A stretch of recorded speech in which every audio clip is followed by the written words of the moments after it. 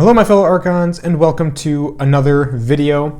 As you can see here, I have in my hands a Vault Master 2024 KeyForge deck. The Vault Tour in Roseville, Minnesota just wrapped up a week or so ago, and these were sold exclusively at that event, and they will be exclusively sold at the future Vault Master or the future Vault Tours for this 2024 competitive season as time goes on. But somebody was kind enough to send me one of these. I was not at the Roseville Vault Tour, but someone, huge shout out to Sundy on Discord, who also took, I think it was like top 4 in 2 separate events. It was like Alliance and something else. So he did absolutely wonderfully, and he was kind enough to purchase one of these and send it my way for me to open. So that's what we're going to be doing today, opening a Vault Master 2024 deck. It has houses Brobnar, Dis, Sanctum, Shadows, Starlines, Unfathomable, and Untamed, which is very cool. Unfathomable and Dis in the same set. That's pretty crazy. And from what I've seen so far as people have opened these is that there have been plenty of quad routine job decks opened with these Shadows pods. So that'd be awesome to be able to get my hands on one of these today. But without further ado, let's get into it. Actually, there is one further ado to take care of before we dive into this. I do apologize for the lack of content recently. I did recently get a second job, and that's been taking up a lot of my time and concentration. But I do really hope to continue putting out content. I have another video. I keep suggesting, I keep saying that I'm going to put out this Unfathomable In-Grim Reminders analysis video anytime now, and it hasn't happened. But this time I promise you it is coming out soon. Unfathomable analysis. It's on its way after this video. So yeah, hopefully you guys will stay tuned. But without further ado, let's get into it. Alrighty, so opening it up. We have Sanctum, Unfathomable, and there it is, Shadows, the Gormless Vault Master of Break Conyer, whatever the heck that means. Break Conyer, I've never seen that in my life. But as you can see, the cards all have this cool little treatment to them, Vault Tour 24 treatment. I do like the look of this Archon, very cool. Sanctum is one of the new houses in this set, in the Vault Master 24. They were not in Vault Master 23, and I think the same goes for Shadows as well. But yeah, come on, quad routine job, let's get it. All right, so there's the actual Archon card, which I will put over to the side here. And let's start out with the Unfathomable. We have a Flounder Right. We've got a Bubbles. Tangi Mangi. Oh yeah, so that's another thing. With Vault Master 24 taking place after Grim Reminders, there are actually Grim Reminders cards in this set, in this Vault Tour exclusive set, and even obviously a lot of effects that have to do with being haunted. So that's actually really cool. We've got Tangi Mangi, who I love. Double Tangi Mangi, won't argue with that. Koriki Germinator. Double. Adult Swim. Ooh, Abyssal Sight, heck yeah. We got Thundertoe, and there's the So Left, and a Catch and Release, very nice, a board wipe. Oh, and an Effigy of Melorook becomes 100 power, 100 armor. Sooner or later, with the trend that we've seen so far, with creatures getting like higher and higher power, eventually 100 power, 100 armor will just be like a basic creature. It's not even going to be a crazy artifact that requires 6 awakening counters and so on and so forth. 100 power, 100 armor? Oh yeah, that's a normal creature. Pretty average in my opinion. All right, moving into the Shadows. We have Shoulder Id, Seeker Needle, Miasma, Double, Life for a Life, Bad Penny with a Capture Pip. That's actually kind of interesting. A bad penny that goes to your hand when destroyed with a Capture Pip, so you can keep recurring that Capture Pip. Interesting. Avinda with a Capture Pip. Double Avinda. Safe House. Night Forge. Massus Asp. Boss Zarek. Ah, so sad. No routine jobs. Okay.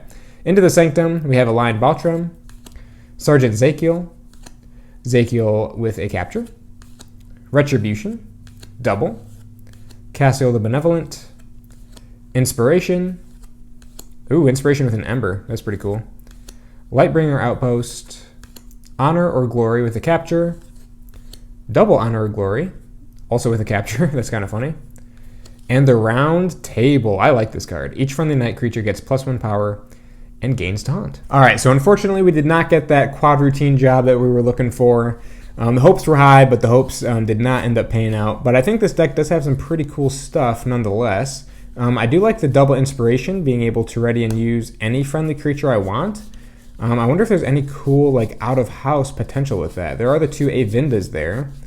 There aren't like a ton of creatures in this deck though. A couple creaky Germinators, but that's about it. So the inspiration isn't doing anything too wonky cross set or cross house or anything. Round Table is cool. Double Honor of Glory is cool. That's some good board control. Some good damage spread around there. The double retribution as well if I'm falling behind on board.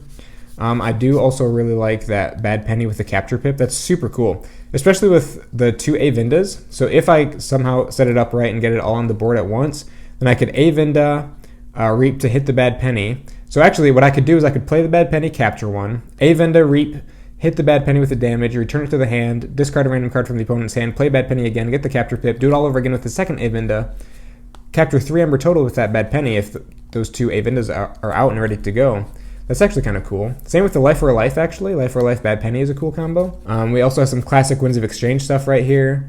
With the Abyssal Sight, we have the, let's see, the Founder Right and the Soul Left as good destruction targets for the Abyssal Sight. That's pretty cool. Thunder Toe is neat. Catch and Release, some more good board control. Ember Control, we have like, obviously all the capture pips. We have the Lightbringer Outpost. And then we also have the, what else here? That Bad Penny capture pip again, which I really do like that. I really do like that. The 2 Miasmas, not a whole lot of board control, or Ember control. Very little Ember control. The 2 Tangimangis, but that's about it. In terms of Ember pips, we have 1, 2, 3, 4, 5, 6, 7, 8, 9, 10, 11, 12, 13. 13 pips, so that's not bad. That's not too bad at all. I will not argue with that. What else do we got here? Oh yeah, Night Forge. If you've not forged a key this turn, you may forge a key at +4 current cost. I really do not see that going off in this deck, as per usual. Very interesting of them to reprint Night Forge in this set. Known as one of the worst key cheats out there. I mean, I know that Key of Darkness is probably like the worst key cheat ever. Night Forge is not far behind. It's not as bad as Key of Darkness in my opinion. Because I do have a deck that pulls it off pretty consistently. But yeah, it's not great. It's not great.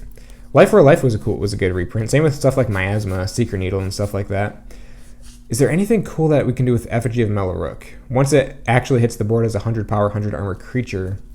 I don't know that there is really. There's nothing. There's no like Waste Not in here or anything. I didn't get any Untamed. Like obviously like capturing onto like that's the super obvious stuff is capturing onto it, but yeah, there's nothing too crazy. Nothing too crazy with that. Let me pull up the Archon card here. So yeah, there it is. The Gormless Vault Master of Brayconnier. Once again, massive shout out to Sundy. Super kind and super generous of him to send this my way so I could open it on camera. I do hope to eventually make it out to at least a couple Vault tours this year. And hopefully get my hands on some of these myself. I do definitely intend to make it to Vegas. So if any of you guys are going to the Vegas Vault tour, be sure to hit me up, let me know when we can meet up or something. I would love to meet you there. But yeah, this does look like a fun deck. I'm excited to give it a shot. Probably just want to burst as much as possible with it since I'm not really controlling that much Ember. But yeah, it does look like a fun one. My very first Vault Master 2024 deck. Thank you all so much for watching. So glad to have you here. And once again, we do have more content coming out. I just have the second job that I'm working right now. And I really hope that in the midst of all that, I can get out more content. And we also do have the NKFL streams happening. There should be another one this week as soon as I can get that set up with my opponent. But that'll do it for now. Thank you all so much for watching. Let me know what you guys think of this deck in the comments below. And I can't wait to see you all again in the next one. See you later.